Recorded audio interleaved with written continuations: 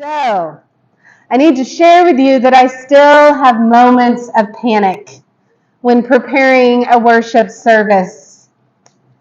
I did have to question today, is the family moment too long? Or is the sermon too short? Or did I forget to move my slides over from one piece to another? Yes, I totally did today, because it's easy to forget that the point of this time is to worship and not necessarily entertain.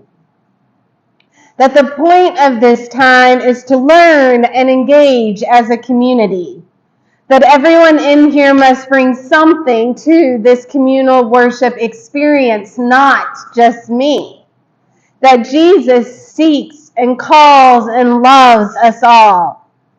But we live in a society that seeks entertainment over deeper engagement. And at the same time, I also agree that worship shouldn't be necessarily boring either. So how do we learn better ways to engage so that we can help others invest in God's love beyond surface level ways? The answer that came to my heart was others. We are called to always come back to thinking and loving others. We are called to share and reach out. We are called, as we even talked about a few weeks ago, to meet people where they are. And we are called to bring together those who only know entertaining and move them into a way of engagement. And we are called to move from seeing others as a them to an us. But yet, calling people to be an us means that we need to do that without stagnating the individual gifts and personality that God has given each one of us. And that is a difficult and huge task.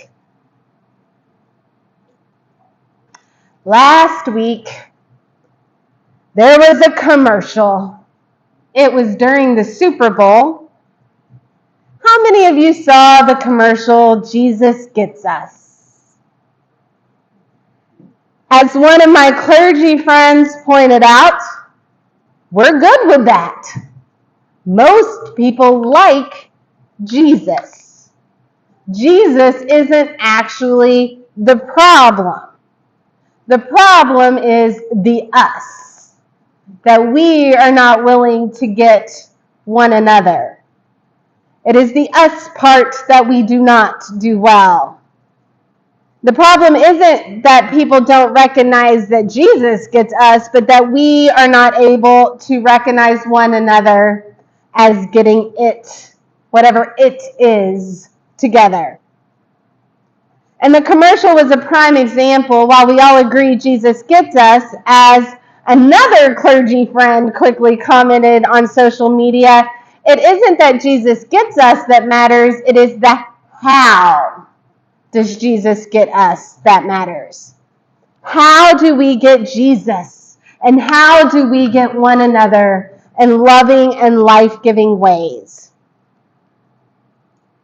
Another clergy friend wrote, do we do it by making a $7 million commercial? Well, initially, it was really easy for me to go, no, I don't want to allow myself, though, I don't want to allow myself off the hook that easily. I must be willing to ask myself, would Jesus want me to spend millions of dollars if we could, so that someone might be more faithful in the loving ways we understand Jesus? So I had to note that while I had a simple gut reaction, I needed to go deeper and deal with the complicated questions. I mean, the rebuilding of Notre Dame is costing more than $800 million. Is that what Jesus wants? How is that different or the same? And I honestly will tell you I don't know. But I will tell you that I have had similar conversations in church communities when it isn't millions of dollars on the table. I've been in many religious institution conversations that say things like, well, we need to spend money on this so that people come and will know the love of Jesus. So once again, if we kind of remove the amount of money, if it isn't millions of dollars, then really the question comes back to what one of my clergy colleagues said of how are we spending to be faithful? And as the commercial came on with its beautiful images of one of my favorite biblical experiences, I was in the middle of a room with some of my friends who know that I'm the pastor, and you can all cue the comedic head turns. Like all of a sudden the Jesus commercial comes on and cue the pastor at the Super Bowl party, and everybody wants to know what I think. And luckily, for once in my life, I have done this long enough to go, I'm not sure what I think. I bet it's more complicated than this commercial. That as much as we try to simplify our faith and try to balance all the needs, I have to always admit that if your faith is too simple, it probably isn't very faithful. It means you're not asking the how questions or the other questions. But let's be honest. Isn't that exactly what we're supposed to do as we wander with our hearts into this Lenten season? That's what Lent is all about. To remind ourselves that what we thought we knew, we don't know. And that faith continues to be murky and messy, that we may not actually know, no matter how much we've studied, no matter how much we do, what Jesus would actually want. Because we still have limited information from a person thousands of years ago. And while we have worked with our spiritual practices to understand Jesus, and we've done our study, and we know Jesus' love, and we keep finding ways to serve, all of that continues to need to be questioned. And those questions lead us to the deep waters. As I pondered what I know, what I don't know, and thought about what Peter knew in today's story and what he didn't know, I clung to that image that what we don't know is found in deep waters. The word in the Greek for deep is bathos. It is the same type of depth that is used in Romans 8 when we talk about neither height nor depth can keep us from the love of God. It is the same type of depth that is used often to describe soil that is not deep enough to have truly deep-rooted faith.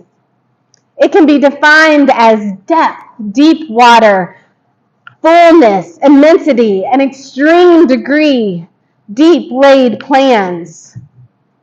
This is the type of depth that our faith calls us to go to. And this is one of the first interactions we have with Peter. Peter, who is a fisherman by trade. This is what he knows. This is his area of expertise. This is where Peter should be shining. But instead, Peter, at this very first story, falls flat on his face. And Jesus, a carpenter's son, not a fisherman's son, moves him into deeper waters and says, let's try this one more time. I will have to say that phrase, let's try this one more time, can get a person fired from a church.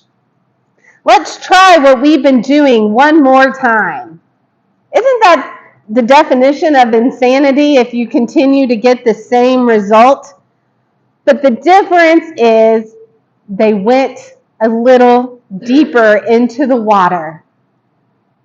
And going a little deeper into the water led to a different result. We have a world that is filled with lots of shallow faith. No matter how many people do not stay connected to us, it's probably because we didn't always give them deep roots and deep water. And even like Peter, they may be tethered to Jesus, and they may know that Jesus does get us. We have forgotten how to help one another get Jesus and to truly follow the ways Jesus wants us to get one another. And you got to go deep. The Super Bowl commercial, obviously, as a clergy, had my brain going deep, even though I'm sure many did not. Many probably saw it and enjoyed it on the surface level, but I can't just live on the surface level. I needed to know what was complicated with it and what was worth $7 million behind those 30 seconds. How could this moment of quality entertainment move people, and how would it then be enacted in 10 years from now? I wanted to know not a faith of a moment, but a faith of a lifetime. And was it a surface level or was it deep? Are they really creating an us that celebrates the divinity within each of us? Are they really enabling us to ask those deep questions? Or was it more of a bait and switch? One that leads to otherness and not wholeness.